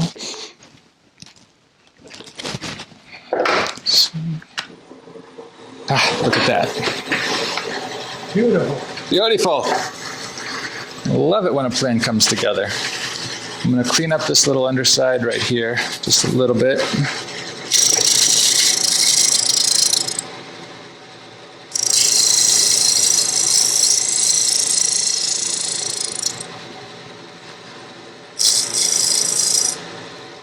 Just using kind of a scraping action here.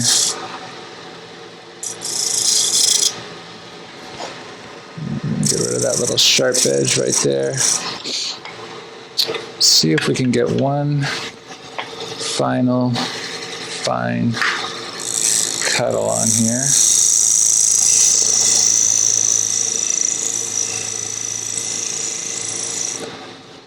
It would be smart in this situation, if you have trouble making this arc, you could grind away a little bit of the heel so that less of it is making contact as you try to make that cut. You can see I'm getting little lines there because the heel is bumping into it. And then you do a little bit of cleanup with this, and we'll use a scraper to clean it up a little bit.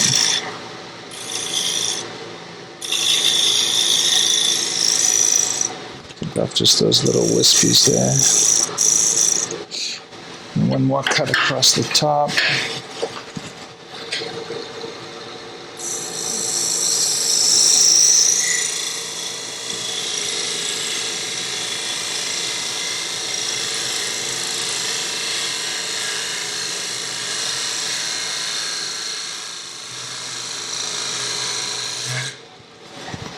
That's very nice.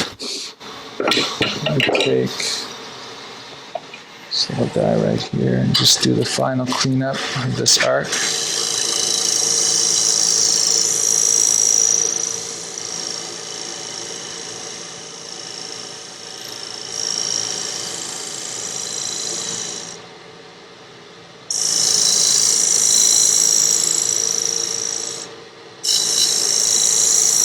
That appears to be also a negative rake scraper.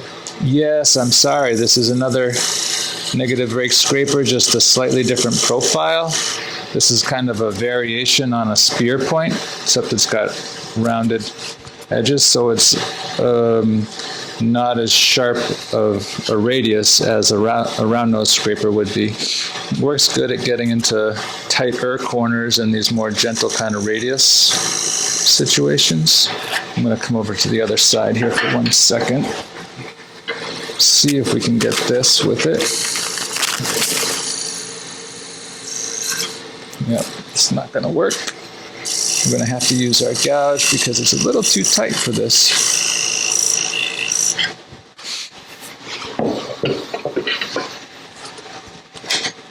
Just right in here.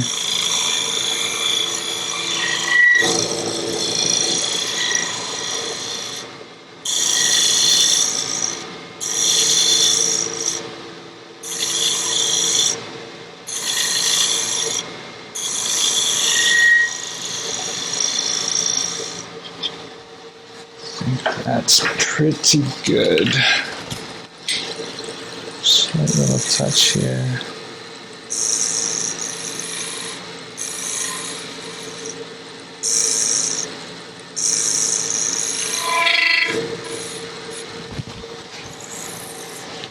Yeah, the rest of that is pretty easily cleaned up with some light sanding, I think.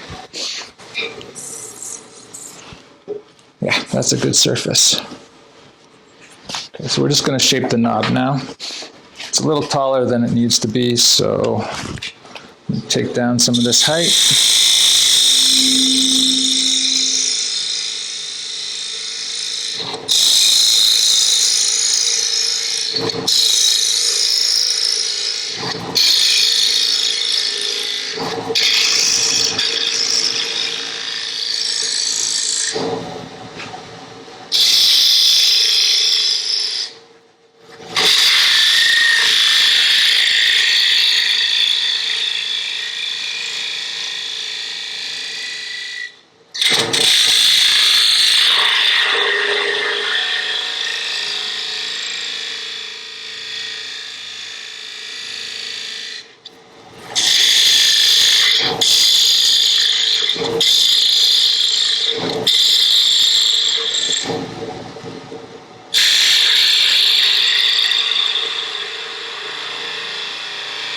You can really do whatever you want here as far as knob type is concerned. There's lots of different shapes that you could choose.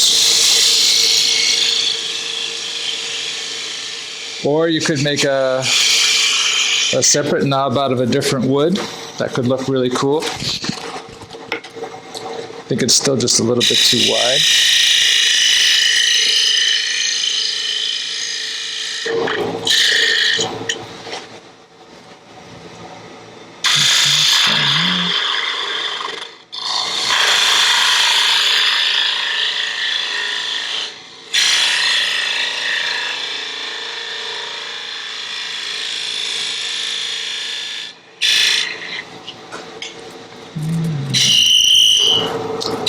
That knob is thin enough at the bottom that we probably have to be a little bit careful about making heavy cuts at this point.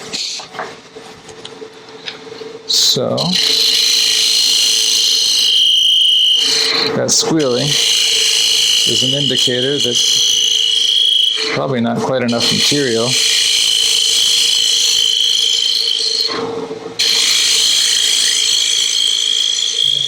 Slippage on the joints. You think so? I don't know. We can always check and see. Because I think it's plenty thick down here. I can't imagine. It's not too thin there. You'd think it would be fine, but let's see. There's a little bit of give there.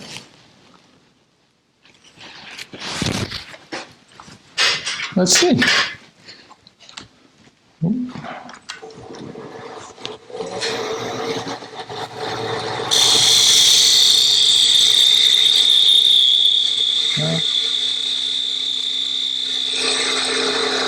That could have been it, Clyde.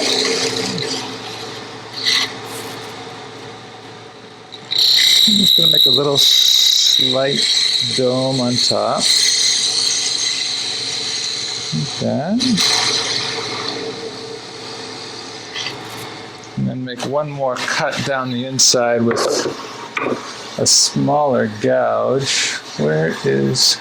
There we go. This is a... I think this is a Cindy Drozda, actually. It's one of her finial gouges. It works good for this type of activity. You need something with very little bevel and a sharp angle.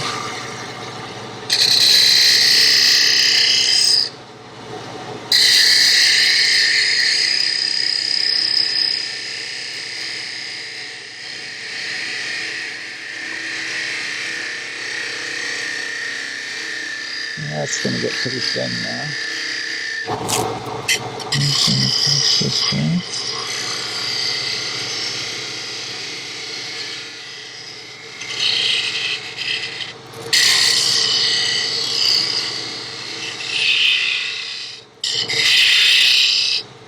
Get this little bit more.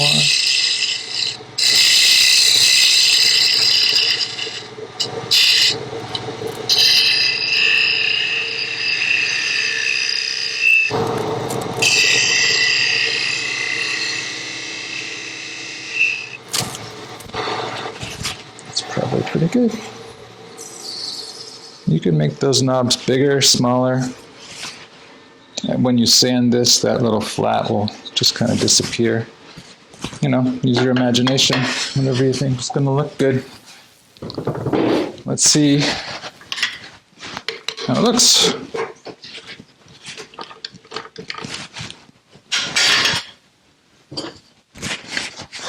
Grain all lined up there.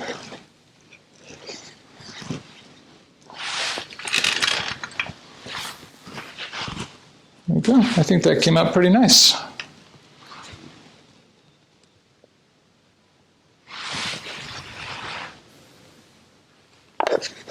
Got a nice fit to it.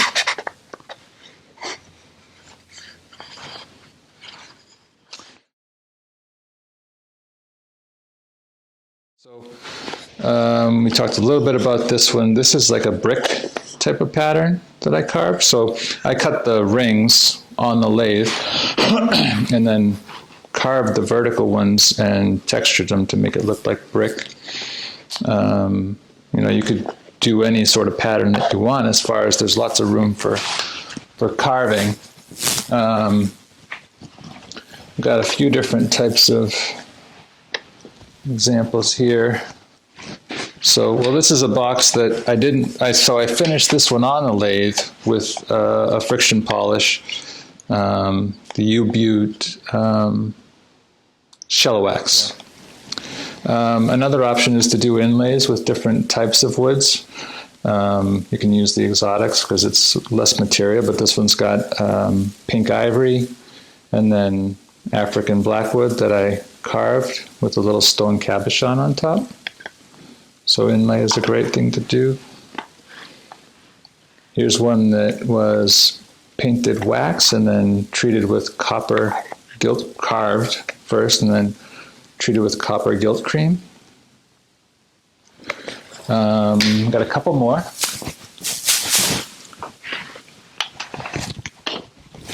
Save that one for last.